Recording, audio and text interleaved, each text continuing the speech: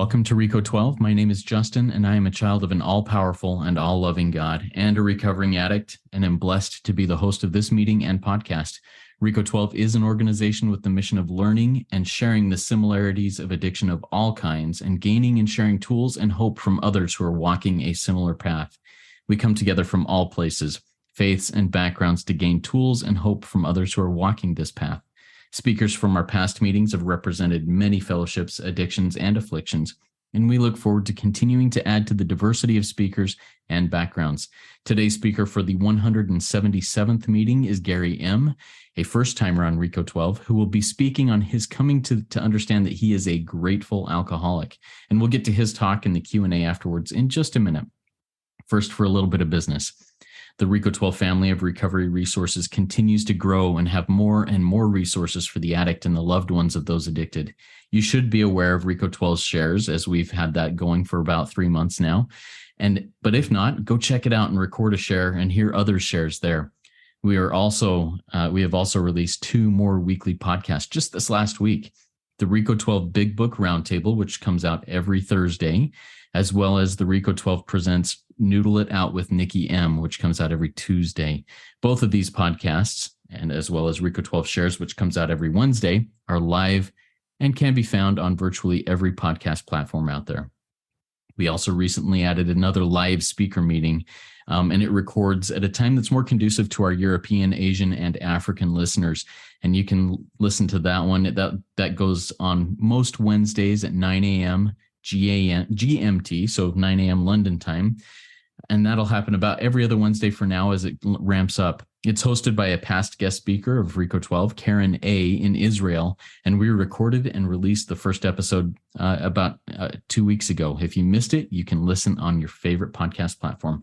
I'm super excited about all of these resources and more to come. Your donations and subscriptions are helping make this all possible, as there are costs to build and maintain all of them. On that note, RICO 12 is a self-supporting service, and we appreciate your help in keeping us working our 12th step in this manner. I want to thank a few of our spearheads and donors. Thank you, Lisa, Misty, and Storm, for your monthly spearhead support.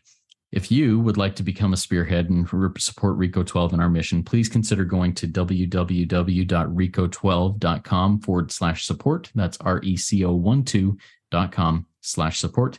And make either a one-time donation or become a monthly spearhead donor. We look forward each week to receiving from the light reflected from our speakers. That light inspires hope, meaning, worth, and growth in us, the listening audience. Now I'm going to introduce today's speaker for today. His name is Gary M., and here's a little bit about Gary. Gary was born and raised on Long Island and struggled with alcoholism since his early teens, which took him to places he never wants to go again. Arrested at 16 for assaulting a police officer, multiple arrests over the following several years, and he was a few blocks north of the World Trade Center on 9/11. AWOL from his first real job on Wall Street in 2002, rehab and back out until he was given the gift of sobriety. Determined to break free from the cycle of self-destruction, he embarked on a remarkable journey of recovery. Today, Gary is an active member of Alcoholics Anonymous in New York, married to the love of his life and father of 2 amazing children, of which he owes all to his sobriety. Gary is now launching his own podcast, the Begin Again podcast, and I'll put that in the chat here. But take it away, Gary. The floor is yours. Thank you so much, Justin. I appreciate you having me on. It really is a privilege to be here, and congratulations on all the growth and all the success of RICO 12. It's really amazing to hear that as you were introducing and speaking off camera. I was going to talk, my topic obviously is a grateful alcoholic, and that took me a while to come around to that term. My bio, if you will, what you described, you kind of touched on all the stuff and what kind of led me here and what got me into the rooms of AA. But so just really quick, I grew up in Long Island. I think I grew up in a regular, normal childhood, out on bicycles. And, it was the 80s. I had a great group of buddies who I still have the same group of buddies today. We played sports. We had a big park down the street, and, we normal childhood, we were out first thing in the morning. We were back home when it got dark. And I come from a town it's called Port Washington. It's a very mixed town. And in fact, I grew up in the kind of, lack of a better word, a little bit of rougher area, blue collar area. But if you walked up like a mile up the street and hopped over a couple of fences, you were in one of the wealthiest areas in the country called Sands Point. And so we all kind of went to school there. And I bring that up because I think early on I was uncomfortable. I had a lot of uncomfortability. And this is stuff I didn't realize until I had gotten sober, years later as an adult. I didn't realize really how uncomfortable I was in my own skin. I had, my mom and dad, they're still together. A lot of, like I said, the same group, a lot of broken families or in out of my group, if you will, but my parents are still together. But I had a very active dad as a young kid, and I'd see stuff that most, 8, 9, 10-year-olds probably shouldn't see. A lot of rough guys in and out of the house, doing cocaine and doing all sorts of stuff. I was always finding cut straws, cocaine straws, or I was grabbing my spoon for my Cheerios, if you will, and, big bags of weed, just, a lot of stuff that, a young kid probably shouldn't be watching. And I say that, I think that's kind of led to my uncomfortability as a young age. And I say that again, as not really understanding that as a young man, a young boy, I should say. And, that's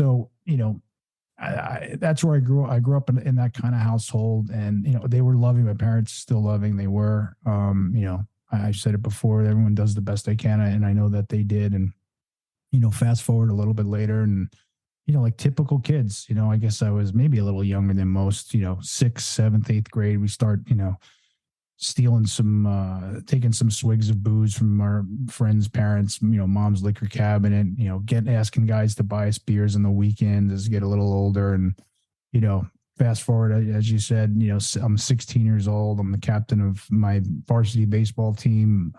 It's the night before Thanksgiving. This is a long story. I'll keep it short. I go out. I'm with some friends all day. I go out that night. It's a big night in my town. I think it's a big night in most towns. And a fight breaks out inside the bar night before Thanksgiving with my older cousins. It spills into the street, and I wake up Thanksgiving morning, first degree assault of a police officer. Apparently, I went and slugged the police officer in his nose because he was going to arrest my cousin. And that I bring that up and I talk about that a lot, just because it was such a big event in my life. It kind of changed my entire trajectory. People looked at me a little differently in my town, I guess. And, that was my first foray into a lot of trouble. And I love the saying, and it definitely applies to me, that, I didn't get in trouble every time I was drinking. But every time I got in trouble, I was drinking and I was drunk, and that was me. And, I don't want to go into drunken log, but I've had multiple DWIs. I had a violent side. I used to get into a lot of fights. I've been arrested for assault numerous times. I'm not proud of. But, it was this chip on my shoulder, I think, that started, when I was younger, seeing some of that stuff as a kid. And, I've heard this too. And, I've been around. My sobriety date, I should probably mention that, is May 13th, 2006.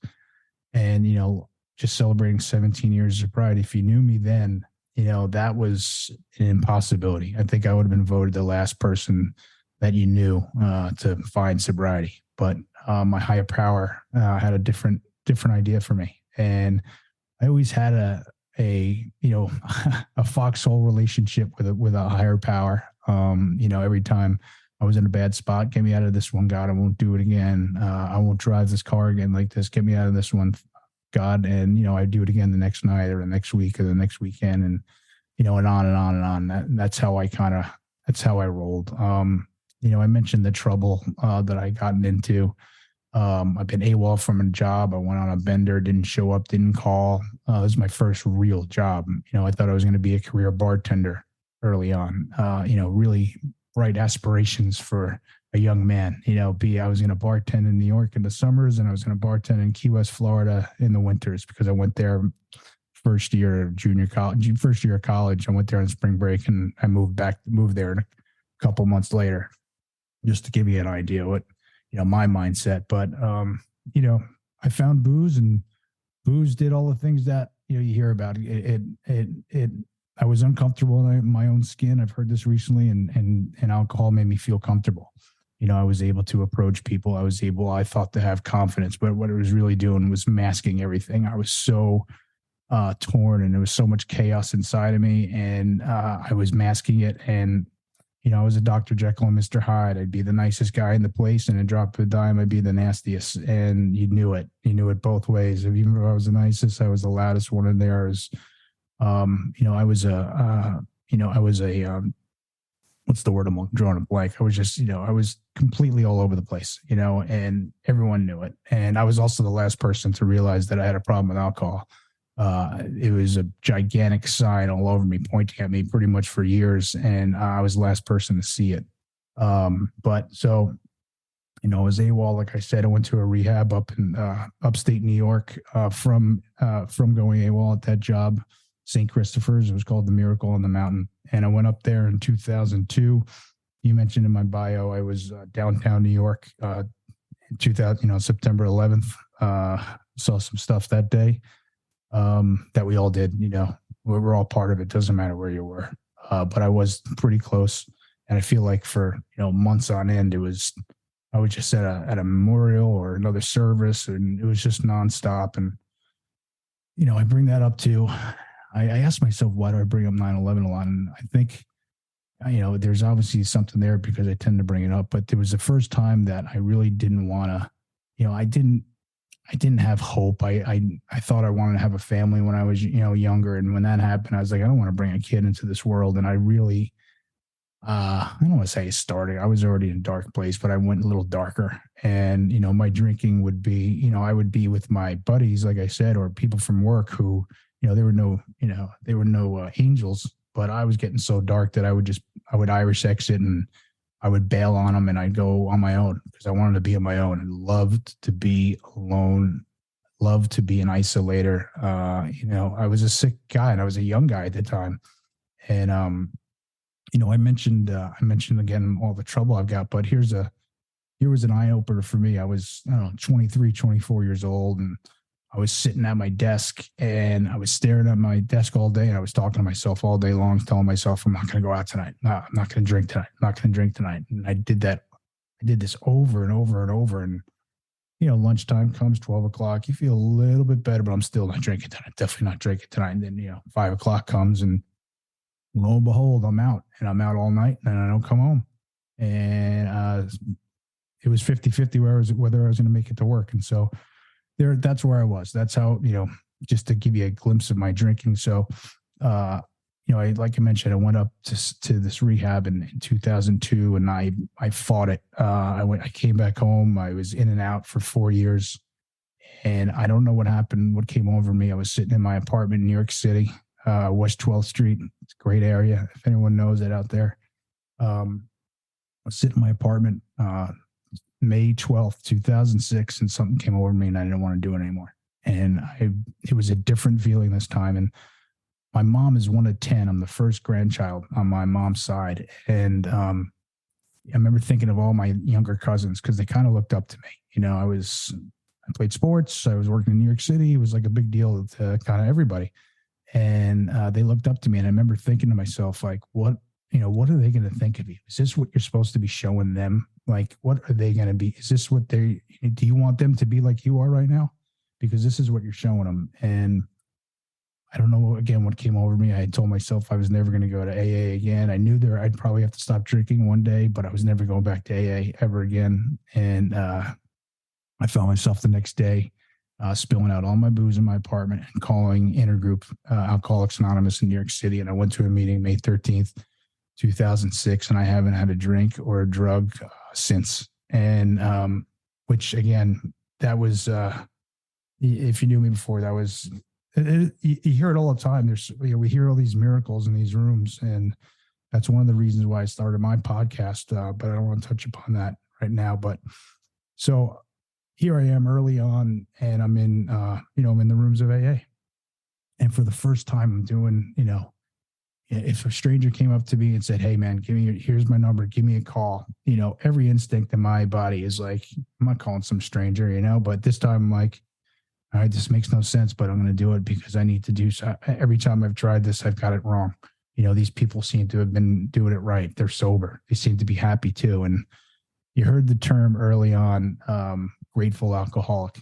And I heard you heard other people saying the obsession to drink has been lifted. And I sat there early on and I called BS on both of those. And if I heard the obsession was lifted, I was like, well, what are you doing here? Like, what do you mean? Maybe you're not an alcoholic.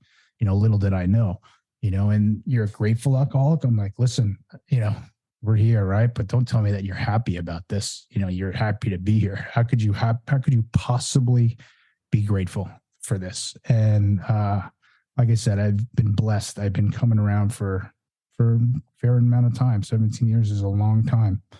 And, I have, I mentioned in my bio too, I have my wife, who was my girlfriend at the time. She's been through the ringer. She was with me all the time. She stuck with me through thick and thin, always. And she had given at my 10-year anniversary, and we have 2 children now.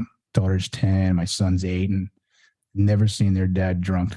And they never seen their dad with a drink in his body. And I say that because even if I took a drink right now, even if I wasn't acting out all the stuff that I kind of described quickly, how I was when I did drink, there would be a different energy within me. There would be a different aura, and they would sense it, and they would immediately see a different dad immediately. And I say that knowing that, that one drink's going to lead to another, and I'll be right back to where I was. And we talk about a lot in here, like to live in faith and not fear. That's one real healthy fear of mine that I am holding on to, is that I'm terrified to go back out there, because I don't know, nor do I want to try or test it if I have another comeback, another day one. So I was mentioning my wife had given me a card on my 10-year anniversary. She gives me a card every year on my anniversary. And she said, we're so proud of you, and she said, just think, if you hadn't gotten sober, 2 little ones here, they wouldn't even exist. They wouldn't be here. And, I have an ego that wants to contemplate that. But the truth is, that is the God's honest truth for me, for this person. And you hear it a lot, where I've heard it before, this concept of, property of AA, or which is for me, I got sober in AA, or property of your sobriety, and you can put a sticker on everything. And for me, that is just so, so true. Everything that I own, my shoes, my, car, but who cares about that stuff? I'm talking about the real stuff, like things like integrity, things like responsibility. I was an adult in stature 17 plus years ago, but I was a scared little child inside. And when I was scared, I was always backed into a corner. And at least in my mind, I was backed into a corner. And that's why I think I acted out. I think that's part of my story. I was never good enough. I wasn't good looking enough. I wasn't smart enough. I wasn't athletic and everything. I was not enough. But alcohol, I did more than anyone. It was still not enough. And I found drugs a little later in my story. It also did was allow me to drink more. And I hated cocaine for the longest time because of stuff I saw as a kid. And just like, people I'm sure on this podcast can relate to, I found it and I was all in, and it was to the point where my friends, if they would kind of do it a little recreationally, if you will, and they had to hide it from me, because once it was near me, it was gone. And I'd be like, get some more. And that's just how I did. That's how I did everything. And so this gratitude, right? These are terms that, they weren't flying off my tongue 17 years ago. They weren't words that I lived by. I have a relationship with a higher power. And that's another thing. I'm a little thick-headed, and I came in here just to stop drinking. That's all I tried to do. And, it took me a while to realize, even though going through the steps, but it took me I'm a little hard-headed. It took me a little while to realize there is a huge higher power, God component to this. For me, it's God. Whatever your higher power, your higher power of your choosing, at least in my program. And for me, that's God. And, may you find him now. I found him. And, I start my day every morning on my knees in gratitude and thanks, just thanking him for the day, thanking him for giving me the gift of sobriety. Thank you for the love that surrounds my life and my family, and please let me help someone today. And, you know, I kind of think I touched upon this before we started, but I had this epiphany almost that, everything that I've done to myself or every bad thing that I think has happened to me, I want to turn it on its head. And I want it to be a source of inspiration, perhaps, and a source to help people. And as I mentioned at the beginning, or you mentioned, I just launched a podcast, and it's called the Begin Again Podcast. And the mantra of the podcast is to help one person today. And it's not me. It's not me, giving direction. It's stories of people coming on and sharing their story. Because I remember early on for me, when I heard, people higher above me, or even celebrities, maybe athletes that I kind of looked up to that were sober, like that was a big help for me. And I'm in meetings all the time, and I'm hearing these just miracle stories, and it kind of just overcame me that, I think more people than the 15 or 30 or 50 people in this room could potentially benefit to hear some of these stories. And that's kind of how the podcast was launched. And, everything this is, so you take my alcoholism and my addiction, and I'm going to try my best to turn it on its head to help other people. Right. And that's step 12. And I kind of chuckle at myself because I do have sponsees, but I always felt like I could do more, and I always wanted to do more on that side of helping people. And as this kind of quickly evolved as an idea, and this has only been an idea for, a couple of months really. And now it's already launched, this could potentially help people. And, what's better than that? There's nothing better than to potentially help someone, just like Rico 12 was helping people. And, I say a prayer right before every time I speak. And I said it right before I came on here to, God, please speak through me, and please let me help one person out there today. And again, this is all stuff, and I am super grateful for it. I was overcome, listening to your intro, Justin, and I was just, honest to God, I was overcome with gratitude that I have the privilege to sit here and be on this podcast with you, and hopefully reach one person today, maybe more than one person, but at least one. That's what the prayer is, and for that, I'm super, super grateful. So if I zoom out at my life, and my topic, like we said, is finding, becoming grateful alcoholic. I am about as grateful an alcoholic as I know. And like I said, I owe everything to my sobriety, which means I owe everything to my higher power. And, the term, put your sobriety first, that one I had a hard time with. It's all kind of connected for me, but it is, because if I put anything before it, I can lose it. And like I said, that's a healthy fear of mine. And,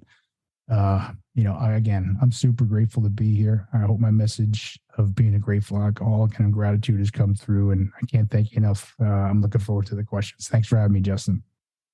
Thank you so much, Gary. I love that. And thanks for expressing in such a good way the gratitude, the process that took you to where eventually you could say, I'm a grateful alcoholic. Because I remember the day when I was able to say, you know what, I'm grateful for my addiction. This has made a huge difference in my life. And it was it's a game changer. That perception shift really changes things.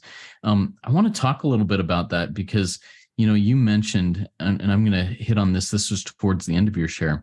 You said that the experiences that you've gone through in your life, you want to be able to use those to help others. And that's one of the 9th step promises from the big book. Our past, we won't regret the past nor wish to shut the door on it. Our past can be our greatest asset. How do you try to apply that in your daily life as you encounter people who may be at the bottom?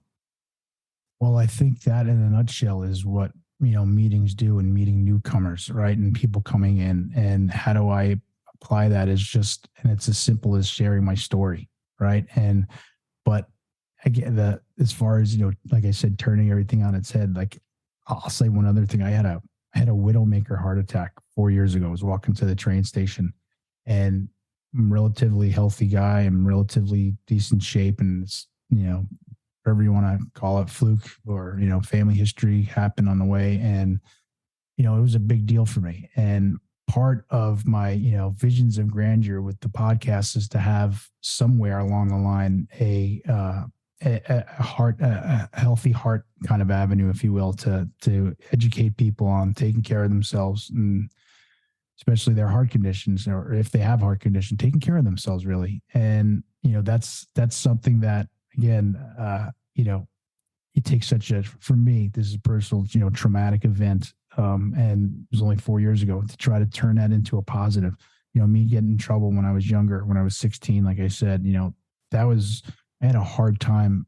I had a lot of shame behind that. I couldn't see, friends' parents. I was very shameful. But now there's a bit of, power to my story with that, at such a young age, getting in trouble, that can make me help perhaps, grow this podcast of mine to help more people. So what am I saying in a nutshell is just like literally taking every bad thing. I don't like to say that happened to me, because I did most of it to myself. Some of it, yes, happened to me, some things I saw, but it's just to turn it on its head and to try to help someone with it. Yeah, thank you, Gary. I appreciate that perspective. Good stuff. We've got a couple of questions that have come from the live audience, and a reminder to our live audience: if you do have a question, please type it in the Q&A link at the bottom of your Zoom window, and we'll get to those as they come in. We'll start with this one from Ashley. Ashley asks, how do you face personal failures or mistakes with gratitude? Personal failures or mistakes with gratitude. That's a good question. I'm big in the saying of, I think it's a famous kind of poem, if you will. Yesterday is, I'm going to botch it, but yesterday is history. Tomorrow is a mystery. Live in today. That's why today, live in the present. That's why it's a gift. It's a present, live in a gift. So listen, I'm a human being. Yes, I look back and I have, like I said, shame and I have guilt, but I don't live there anymore because I'm a different person. And so, of course, I'm going to fail. And of course, let me bring the question back up. Of course, I'm going to have things that are going to pop up. But what I used to do is I used to run from those things. When I did something, I'd run from it. Today, I very, very quickly get in front of it. And if I make a mistake or make a failure, I get in front of it. And I look you in the eye and I tell you, this happened. I did this. It was a mistake. So when I do that, I am grateful that I do that, because I wasn't able to do that in the past. And today I am able to do it. So I think that hopefully answers your question. That's how I do it today. Beautiful. And I love that concept of getting in front of it. When I make a mistake, own it quickly, because, well, my track record through addiction was, when I make a mistake, I try and hide, I try and cover it up, I try and point the finger somewhere else. And eventually I'm not going to get away with that. Eventually it's going to come back to me, and those people that I was pointing fingers at are going to know, and I'm going to be in big trouble. So yeah. 100%. Yes. Excellent. All right. Next question comes in from Amanda. Amanda asks, what are your favorite instructions from the big book that you're currently sitting with these days? My favorite instructions of the big book. It's funny, when I went through the steps, and I've been through the steps, all 12 steps many times, and I always kind of chuckle. And I have a big book group that I read with on Monday nights, and we've read it, started in the pandemic, and we read it. We started branching off into other books, but we've read the big book more than anything. And when you read the big book and you go through the steps 6 and 7 are the quickest ones. And I remember when I first came in, like, all right, I kind of checked those boxes. It was quick, because if you do, again, in the big book, it's like a couple of paragraphs, but those are your defects of character, step 6 and 7, and it's addressing those defects of character. So I am really focused on step 6 and 7. Again, I say that almost tongue in cheek, because for so long it was like, we kind of blasted through those, but those are like the real, as far as me being a sober man today and having emotional sobriety, is step 6 and 7, and it's those defects of character, and the 7-step prayer. I read the 7-step prayer and the 3rd step prayer every morning. So, God, please remove these defects of character because I have them. I'm a human being, and one thing I ask my higher power for more than anything lately is patience. I don't know if that's in the big book, but it's part of my defects. I had a character defect of mine. And so I think if you which am I leaning on now? I think it's step 6 and 7 from the big book. I love that. And I'm kind of the same way. I remember when I first went through the steps with my sponsor, he said, "All right, are you willing to have these defects of character taken away?" I was like, "Yep, check." Right. Let's say the prayer. Check. 6 and 7 are done. Let's go. Right. And I was working with a sponsee a few years later. And at the end, I was like, "Okay, so what have been the most meaningful things to you?" And he said, "Steps 6 and 7." I was like, "What?" We check through that. What do you mean? And he had that same thought. You know what? This is where everything is, and it made me refocus and rethink through those. So thank you for sharing that and reminding me of that. Sure. All right. I have another question for you. You and I really identify with this. You talked about being alone, isolation being kind of your go-to in addiction and really when not in recovery. And I'm still one who I feel that I need to be in solitude to really recharge. Sometimes I just need to get away.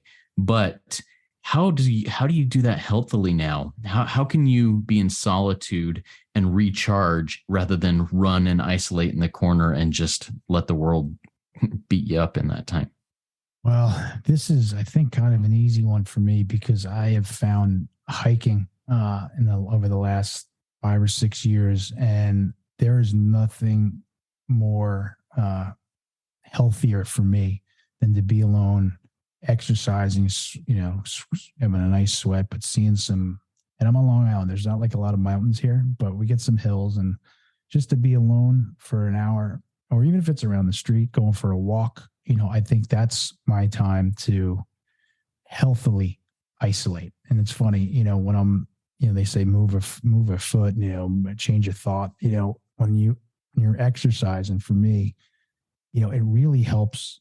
And I kind of, like I said, I've always kind of been athletic. I always played sports growing up, but when the pandemic hit, early on, sitting in our houses, all of us, like, really got to me, and you can isolate by yourself just in a household of 4 or 5, whatever your household is. And it was really bad. And I went for a walk, and that walk did wonders for me. And I said, I'm going to go for a walk again tomorrow. And it really helped me, going, that anxiety, I guess, that locked in anxiety that we all had to endure.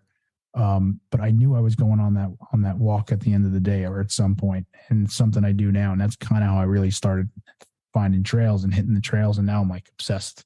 I think finding hiking trails is, I do it almost alcoholically, if you will, because now I'm I want to find the next, beautiful spot. And I love to do it. I'm the only one in my house right now who likes to do it. Maybe if my kids get a little older, they'll join me. But, as far as what your question is, that's my spot to isolate. And I'll also say, some of my, best ideas and thoughts come when I'm alone and I'm exercising or I'm on a hike.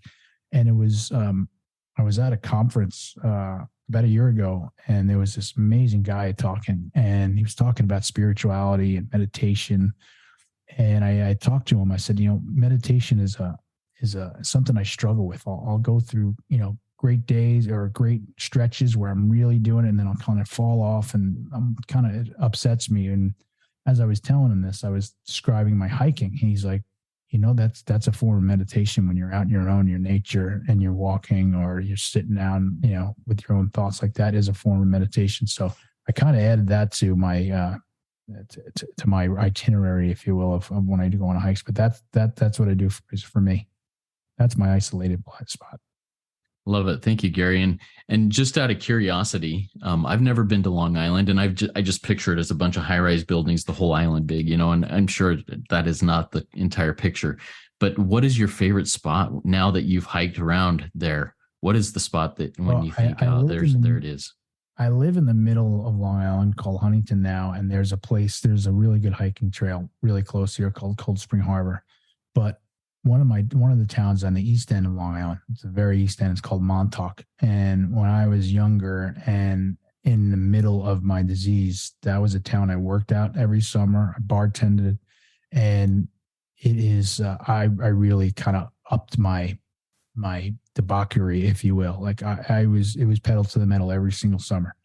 And now, as a sober man, it has become our favorite family vacation. We're going in a few weeks. This will be 5th year in a row, and there's amazing hiking trails out in Montauk. And these are trails I never hit when I was young and out and active, like I said. So those are my two spots. I have one here that's close to home, and when I go out east, which is Montauk, and that's my favorite place, I think, period.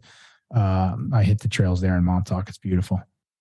Love it. Thank you for sharing that. If I ever get out there, I'll definitely. Oh, you got to hit me up coming out here. Oh, I will, brother. Thank you. All right. Next question comes from Everly. Everly asks, and this is a cool question. Do you view the Big Book as a manual, not just for sobriety, but also for life? And then the next part here is what's cool. If so, as your children get a bit older, would you consider sharing the Big Book and its power with them? Can you repeat the beginning of it? I got the second part. I'm sorry. The beginning. Do you view the Big Book as a manual, not just for sobriety, but also for life? Oh, 100%. Yeah, it's my manual for life. And whenever I'm off course and whenever I'm drifting in a bad spot, it's all back in the Big Book.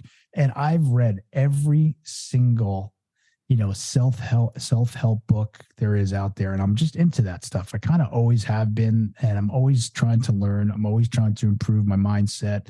And it's funny to me that I'll read all this stuff and it always comes back for me to the Big Book. So that is without a doubt my manual. As far as sharing it with my children, 100%. I am going to do everything opposite that it was for me growing up. And I remember early on sharing the 12 steps of Alcoholics Anonymous with my girlfriend, who is my wife now. And she said to herself, wow, anyone could use these steps. These are really powerful. I don't think you even have to be, an alcoholic for these. And I'm like, yeah, you're probably right. But unfortunately, if you want to really dive into the steps, I think you have to, I guess she can come, but probably not actually. But anyway, so the point to that is yes. And because she answered that for me years ago. And yeah, I am going to share it. And it's funny you say that. They're, like I mentioned, they're 10 and 8, and we just went on a quick road trip, and, the topic of drugs came up, and we're in I drove them all around New York State, upstate New York. And the topic of drugs came up, and, I just, again, I was overcome with gratitude because we can sit here in the car, the four of us, and really discuss and have a real conversation. It's one of my biggest fears, obviously, is for our children, but I could discuss with them, the dangers of drugs and alcohol. And I even started opening up, and they know Dad doesn't drink. And I'm sure my 10-year-old knows a little more than she lets on. My 8-year-old, he's not ready to hear any of the stories just yet, but yes, I am absolutely going to be completely honest and open and upfront with them about their dad and about the dangers of this disease. And I'm absolutely going to show them the Big Book for sure. Cool. Thank you for sharing that. And we've got a couple people from your area. I've got a couple comments about that. One of them says, check out the Delaware Water Gap on the New Jersey side. It's a great place for camping and hiking, by the way. Will do. And then Marianne says Cold Spring Harbor is the best. She's going there tomorrow. So I saw that. I opened that. I got excited. That's why I need you to repeat the first part of the question. That's great, Marianne. I hope I see you there. Pat me on the shoulder. Let me know. Awesome. That'd be amazing. I go there a lot. I'll be there tomorrow too. Actually, tomorrow morning. Tomorrow's Saturday. Sweet. Very cool. All right. Next question comes in from an anonymous attendee. And this person says, you had a pretty traumatic childhood experience. What advice would you have to someone in recovery who struggles with releasing resentments from experiencing a traumatic childhood? This is a great question, because this is one that took me a little while. But it's something that the steps do to us is we look at ourselves. So I remember the first time going through the steps and writing down my 4th step inventory. And it was the first time that I wrote any of this stuff down. It was the first time I shared this with another human being, step 5. And I remember thinking, like, wait till I write this stuff down. What did I do? I didn't do anything. What was my part in this? I didn't have any part. I was just there, and, lo and behold, yes, some of the stuff I was just there, but there is stuff that I can look at myself, and say, maybe I could have done better. And I say that, when I'm going through this, when I'm an adult this time, when you're a child, when you're a kid, I don't think I can answer this as a 10-year-old or even 15-year-old, but when you're an adult, you can, and this took me a while. And I was, resentful. I was resentful at my sponsor's answer to it, because it made me have to look at myself. But it's the stuff that I learned in here, and stuff that, AA has helped me learn, is that, you got to look at my side of the street. So there was times, maybe not when I was a child, but times, going forward, that I could have handled, and I could have been a better human being, or I could have handled better. And again, so yeah, I agree. There's been some trauma, and, I have a hard time even looking at it, to be honest with you, as a traumatic. Like, it was so ingrained in me. And I share that because there'll be times I'll be speaking with my wife, and sometimes, wherever it may be, and we bring up stuff and childhood stuff. And she's like, she's kind of like, you still don't even like really grasp it, or she's not sure if I don't want to, really accept it or go there or whatever it is. Maybe it's part of my defense mechanisms, but whatever it may be. And they bring up this other topic has been up a lot lately for me, is going to and doing some real strong therapy. It's just something I never did. My therapy has been AA. That's changed my life. But something that keeps popping up, and just this question maybe is popping up again for me, that maybe I should go really look at some of those things. But again, to answer your question, it's steps 4 and 5, and then again 6 and 7, and looking at my defects of character and the way I could have handled the situations differently. I realized how long ago? A while ago in sobriety, though, that I realized that the only person that is being harmed and hurt from these resentments is me. No matter what may have happened to me, I was the one holding it. And if I could look at some of the things that I saw, or some of the, things that were coming around in my house, whatever it was, and I held these stuff for so long. And I think that was part of my real addiction and alcoholism, because I had it in my back, I had it in my back pocket. I had it on my shoulder, chipped my shoulder. Like, if you saw the stuff that I saw, you'd be like, you wouldn't, you can't possibly understand. But it dawned on me in sobriety that, I have to let this go. If I don't let this go, I'm not going to be healed. I'm not going to get better. And so, that's at the end of the day is what happened. And I let it go. Love it. Thank you for sharing that, because, this is something that comes up often when I'm talking with people and I'm sponsoring and everything, and also past guests. And I've heard a lot of people say that they attended Adult Children of Alcoholics, ACA, 12-step fellowship, and gotten a lot of help from that, in addition to therapy and just being able to release and take, not responsibility for those things, but recognize, hey, I may not have been able to control what happened, but I can now make choices on how I will react and interact with others based on that than what I have carried. It's there's some good stuff there. So thank you for sharing that. Appreciate it, Gary. I have another question for you here, Gary. You mentioned that in 2006, before you went back to AA, you're like, I'm not ever going back to AA again. I don't want to do that. What was it that made you have that prejudice against AA at that point? What was your first experience like that turned you off to it? My first experience was great. I think it was just me being a stubborn, I'm going to do it my way. That's how I was. There's still elements to that to me today, but I went in there. Listen, I wish my story was I went in and I never would look back, but that's just not my path. It's not my journey. But it was nothing at all against AA. I just, I think in those 4 years, it was a real struggle, and it was a real battle, and it was in and out of AA. Like, I never even put 90 days together. I don't even put 90 days together from that initial rehab stint. Did 30 days there. I came back and I didn't even put 90 days together. And so I heard this too. And Actually, my sponsor had said this just kind of off the cuff and wasn't talking directly to me, but this was me to a T. He said, we were engaged in a battle every single day and we didn't even know it. And that's how like those 4 years were. I was just like, it was in and out. It was battling everyone. My friends, they thought I was going AA and I was sober and I wasn't. And I turned on all of them and I didn't care. I didn't care about anybody. You were either on my side or you weren't on my side. And I really didn't care what side you were on. And I let everyone know that. That was just a real miserable. I wasn't like, that's not who I am naturally. I'm a kind of an outgoing, I love having people around me that I love. And I was the polar opposite in those 4 years. And I didn't care, like I said, if you were with me or you were against me, it didn't matter to me. And I was, like I alluded to, I guess in my opener is, I really became isolated and I was a real isolator. So it wasn't anything at all inside of AA. And I think to AA's credit, the first, when I really hit that spot, it wasn't like a rock bottom, but it was a mental, maybe bottom, if you will.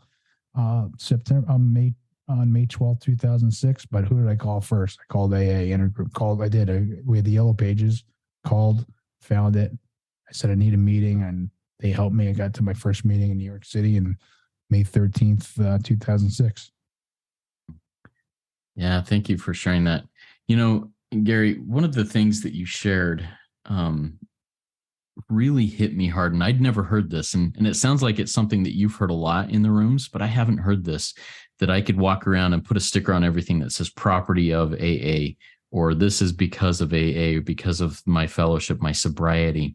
Mm-hmm. When you said that, it just really hit me like, wow. And I just looked around my office here, looked out my window at the beautiful scenery that I'm looking out at. And I was like, yeah, this is because of the principles that I am striving to practice through recovery. Tell me a little bit more about that concept and how that brings gratitude into your life by recognizing that. I mean, that is, for me, that is a complete 100% fact. And yeah, again, it's hard to say, but I could put those stickers on my children, because I wouldn't be married. I wouldn't have two beautiful kids. What I said too, when I was describing that, it's the real important stuff that I got back, like integrity and, words like responsibility. I didn't have that before. I didn't care. I didn't care about that stuff. I did before, but then when I was in the middle of my alcoholism, I didn't care anymore. And that has all been lifted. But yeah, so that concept, just look at me. Like, if I don't find AA for me, and I know other people have other ways of getting sober, and I God bless you. For me, AA saved my life. So if you look at everything, and I don't mean materially what I have, everything that I am as a person, I owe to AA, because all these principles were not how I grew up. And these are not these were not my principles, certainly when I was in my disease, but these are ones that I found. And these are ones that I try to live by. And I'll give you another example of and this is God's honest truth. And this might sound silly, or maybe this will resonate with someone. Honest to God, every time the phone rings, Justin, I have an instant sense of gratitude inside, because I'm able to answer that phone. Because for so long, every time the phone rang, I had anxiety and I couldn't answer it, and I didn't know who was calling me and who was looking for me and what did I do, and creditors or whoever it was not, I couldn't answer the phone. And even as I stopped drinking in sobriety, I still couldn't answer the phone for so long, until I cleaned everything up in a way and dawned to me that, hey, I can answer the phone. And I'm 49 years old, and I'm telling you right now, phone rings, I have an instant, I just feel it really quick, and I smile, and I'm able to answer the phone the first call, because, God doesn't give us anything we can't handle. And listen, I'm not being, cocky, if you will, because there's going to be a bad phone call maybe one day, but it's a call that I'm able to answer the phone today. And I wasn't able to do that before. I wasn't capable of answering a phone. I love that perspective. Miracles, man. And that's what this this recovery life is all about. Miracles, connecting with a higher power, connecting with others, and being able to do so with, standing up with my head high and my shoulders back and ready to, not arrogantly, like you said, but knowing that God isn't going to give me what I can't handle. What a beautiful thing that is. Thank you, Gary. All right. So before we start closing up here, one more reminder to everybody. I just want to invite you each to go check out Gary's podcast, the Begin Again podcast. I've put the link in the chat. I'll do it again here in the chat, and it'll be in the show notes of the podcast. Gary, is there anything else you want to share about that podcast, like what it's about, what it's like, and then we'll get to one final wrap-up question after that. Yeah. So thank you so much for mentioning that and bringing it up, because it's super important to me. And this has all happened really, really quickly. And the word, podcast was not on my radar even 2 months ago. And now I'm like all in on a sober podcast, and which I think is beautiful. Like I said, the mantra is please let's help one person today. And it's not Gary, it's not me helping, it's the story. It's there to inspire. I feel like there's an element for people that, I say this a lot, actually. I mean, not to back up, I say this a lot. Like when I walk into an AA meeting, like there's not a big sign up there that says, come on in, you can completely change your life. And that's exactly what happened to me. And that's exactly what happened to everyone else that I know in AA. And now, like I said, I've been coming around for a while. I know a lot of people in there, that have completely changed their lives. And so the idea for the podcast, the Beginning In podcast, is just that, is to hopefully hear a story and to really drive home that, if you find sobriety, if you find a higher power, we'll keep it just this way. If you find sobriety, you not only, when I first, I thought my life was over. I thought my life was completely over in 2006, because I gave up. I'm like, all right, I'm losing my friends. It's going to be tough. I'm losing this. I'm not going to be able to further my career where I work. So I'm going to have to figure all this up. But it was complete nonsense. And it was I was completely wrong about all of it. So the essence of the podcast is to help people realize that, find sobriety, but you can completely change your life, and you can change your family's life for the better. And, yes, it starts with finding sobriety, but I think I know I'm speaking for how I was early on. Like people can benefit from hearing stories of people that have completely changed their lives. And maybe they went on to start a business, or wherever they are, running a company or got a job, whatever it may be, that message can really resonate and inspire. And that's the gist of it, that, find sobriety, that you can completely change your life. And that's what I'm hoping the guests and the guests have been incredible. Like I said, I just started, and the people I'm meeting so fast have been incredible. And I'm repeating myself. I apologize, but that's the gist of it. I want people to realize that find sobriety. Not only do you have to stop, you have to stop drinking, which is a beautiful thing, that you find out, but your life is far from over. It's just beginning. You're beginning again, and you can completely change your life for the better and your families. Thank you so much, Gary. Yeah, I invite everybody to go check that podcast out again. Before we close up, Gary, do you have any final words of wisdom for us? This is certainly an AA theme. And if there's anyone out there struggling, I'm a big believer in KISS, keep it simple, stupid, because that resonates for this thick-headed guy. But, early on, we can overthink things. It's an easy program for complicated people. I'm a big believer in that as well. But don't drink, go to meetings one day at a time. And if you're struggling, listen to people in those rooms, call someone. There's so much support out there. Go to a meeting. You can totally change your life around. And I bring up don't drink and go to meetings because I held on to that for so long at the beginning. And little did I know, I just touching on it, I thought my life was over. It was just beginning. Little did I know. So don't drink and go to meetings, and reach out to people. There's tons of resources. I know you have tons of resources on your website. There's resources on my website, and there's plenty out there. You don't have to be alone. You can completely you can completely change your life. Thanks again, Gary. That was a great Rico 12 weekly speaker meeting. And to our audience. If you have other questions, please consider joining our WhatsApp community by sending an email to rico12pod@gmail.com. We'll get you set up in there where you can ask questions, ask other people's questions that may come up. And also, if you are inspired from this share and want to share something of your insights in a 12-step type share, please consider going to Rico 12 Shares SpeakPipe link and record your 3 to 4 minute share there. And if you have not yet rated and reviewed this podcast or any of the other Rico 12 resources that we've got out there, please go do so now. It's a great way to work step 12 in sharing this message with others. I invite the audience to come back next week. Next week, we'll be hearing from Rachel W., and we're real excited to have that conversation with her. And let's see. Yeah, so let's launch off into the rest of our day with the prayer of St. Francis that Gary will say for us. Have at it, Gary.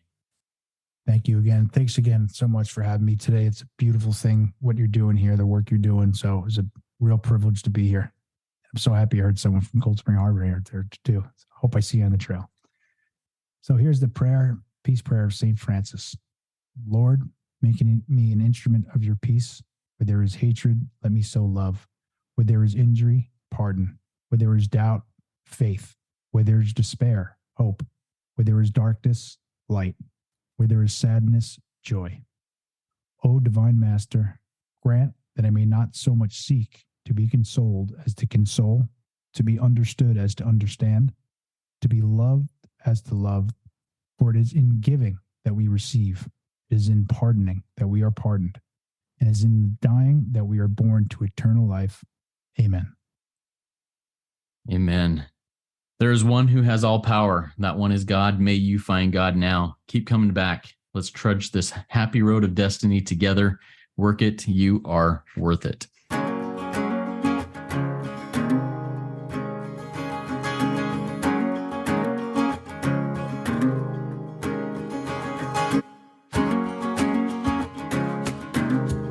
I've seen stars fall from above.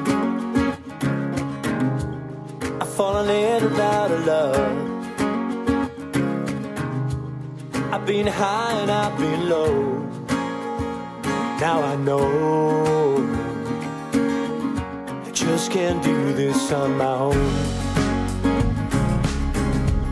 I've seen a boy become a man. He got lost without a plan.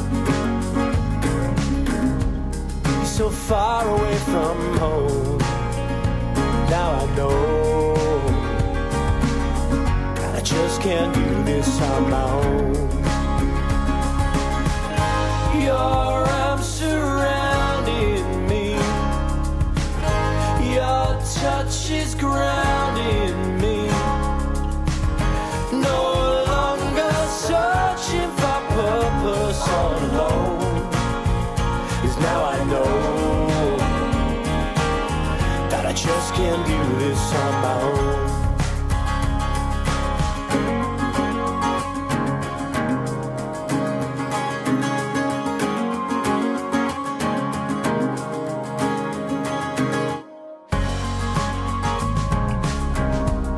I'm looking for the words to say. You make the world a better place. And I can call that place my home. 'Cause now I know that I just can't do this on my own. Your arms surrounding me, your touch is grounding me. No longer searching for purpose all alone.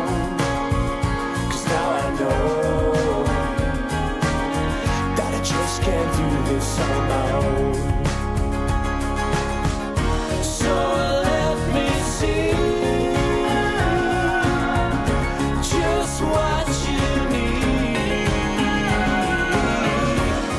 to set you free, so we can be.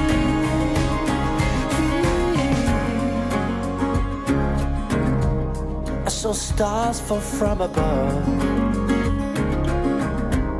I fell in and out of love. I got high and I fell low, but now I know that I just can't do this on my own. No, I just can't do this on my own. I just can't do this on my own.